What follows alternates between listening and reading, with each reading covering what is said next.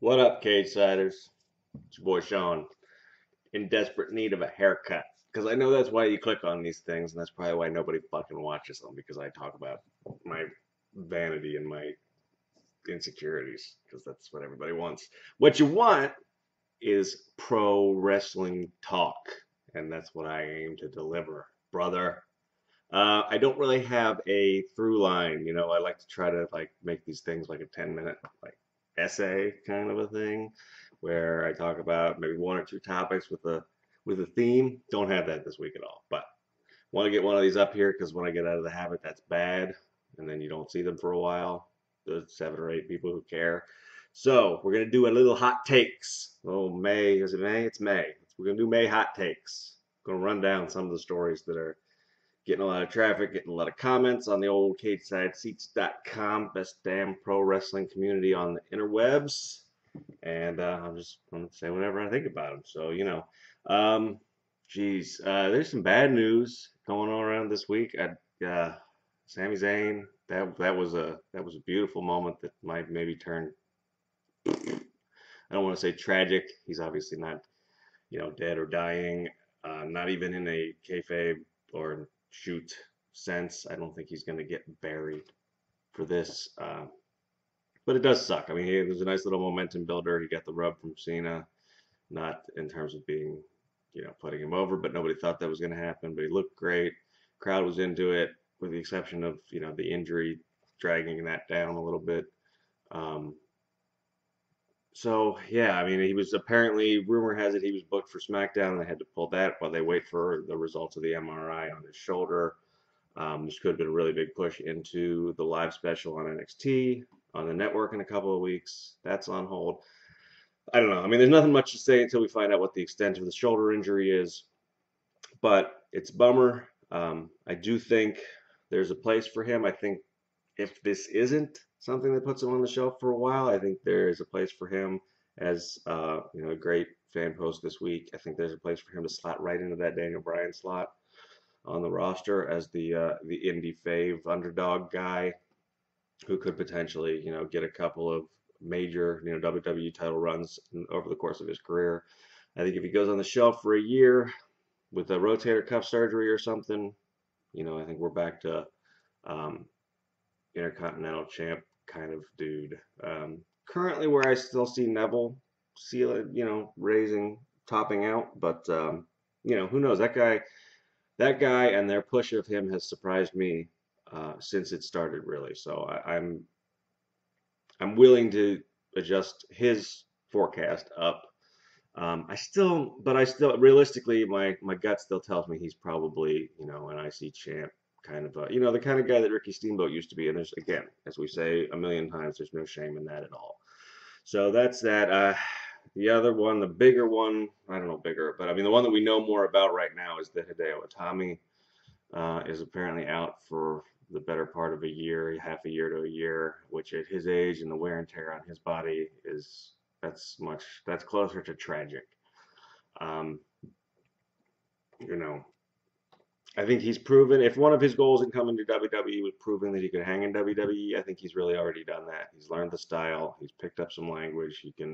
He's an engaging social media presence. I think if given the chance to do some more promos, especially where he could play off of somebody like a Tyler Breeze or even Renee Young, somebody like that, I think he could do great. But I mean, if he really is going to miss a year of his career at this point, I definitely don't.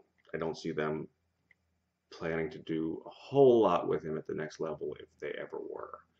So again, another fun mid card work rate guy. If he can get healthy, hopefully. But I think any dreams of him being something beyond that, I think were probably wishful thinking to begin with. And certainly, if he is going to face a 6 to 12 month surgery and rehab cycle at I think he's 34. I want to say I'd have to look that up. Maybe I don't know. But I mean, he's worked the same style that Bryan's worked. That we're seeing that unfortunately that takes quite a toll on somebody as opposed to somebody who's brought up through WWE developmental with their tools without having to travel to learn those kind of things. So speaking of that, we had the ESPN E60 doc, which mea culpa, I have not seen all of. I've seen chunks of. It's a fantastic piece of business. I wrote something about this, and I still there is. I mean, I guess it's my age. I've been watching this product since the '80s, early '80s that I can remember. Maybe even a little bit younger than that, since I'm in my 40s. Uh, and part of me misses not knowing that heels have nice guy personas and kids and families and things like that behind them.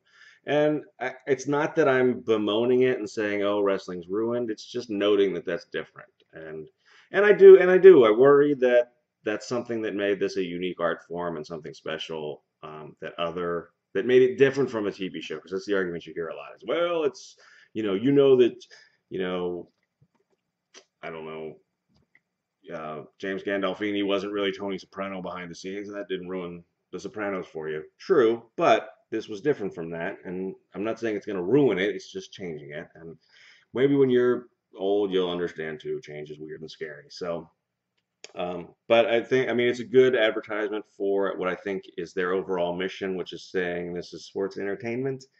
By saying, look, these guys are athletes and they're entertainers, and we treat it like just like we would a television show. Um, so I think that helps. That helps get them some respectability and a better understanding of what the product is.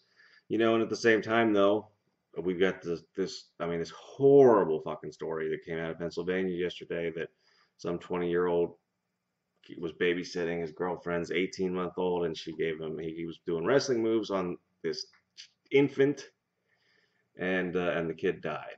And no jokes at all, but that is precisely the sort of thing that haters or legit critics or people like a Nancy Grace or somebody looking to pop a rating by saying wrestling is barbaric and its fans are idiots, and all that stuff that leads to the fact that they can't get advertisers on shows and stuff. I mean, that's exactly it. Hello, Nessie. She needed her camera time, and she wants me to check her ass real quick. Okay, good talk.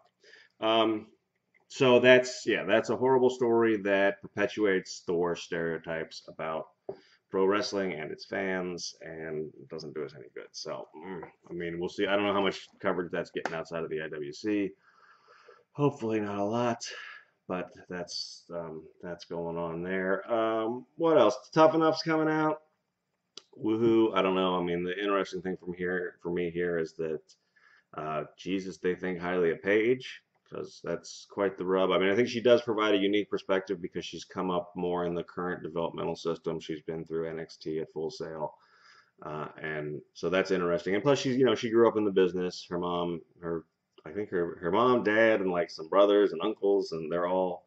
I mean, Sweet Saraya is probably the most famous, but if you're a UK wrestling fan, you've probably seen other members of the Beavis family. So she's interesting. Bryan, I mean, again, they would love to build around this guy and promote with him. That's what this says. He just, we'll see if the wear and tear that we talked about with Itami is going to be something that holds him back from ever really becoming as big on the wrestling shows as he could be. But they're committed to this guy. I mean, he's going to be a part of Total Divas. He's going to be a part of this now, and that's interesting. Chris Jericho, company man.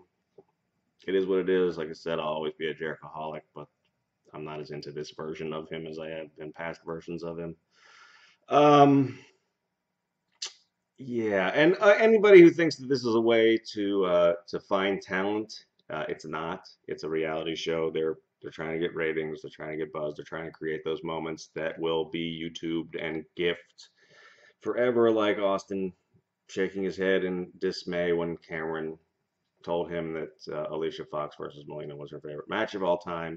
That's what this is. If they get some talent out of it, that's great. That's a bonus, but they don't care.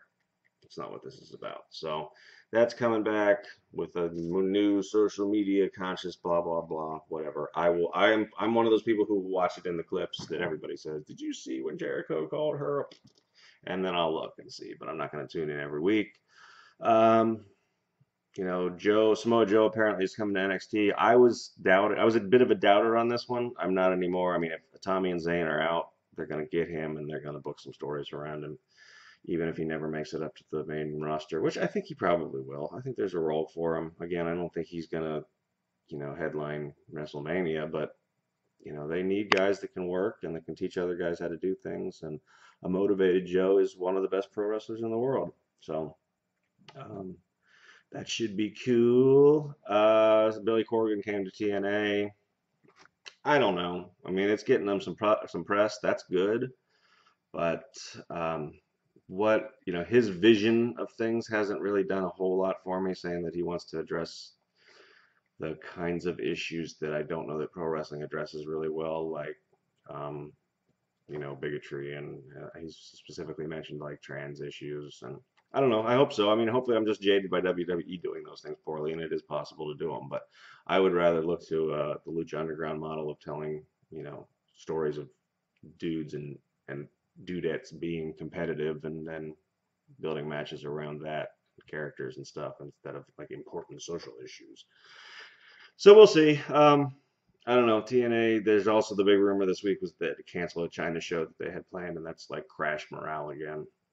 I don't know why morale was real high there to begin with. They've got some, I don't know. I'm hopeful for TNA, but at this point, I think I've discussed this before. I would almost rather see somebody else emerge as the number two that gets a lot of that talent, and they give that a go. So I don't know. I think those were the hot topics of this week. When did this week start? May 4th. So yeah, I don't know. This was more of a ramble than normal. So if you stuck through this, I thank you. And I will just close by cutting a promo on NXT's Dana Brooke, saying don't be saying any 3-word phrases that start with D and end with it, because those belong to my man Dave Bautista, and he has not, in my year or so of using them, come and told me to stop. So just come up with your own catchphrases, Dana Brooke, and freaking deal with it.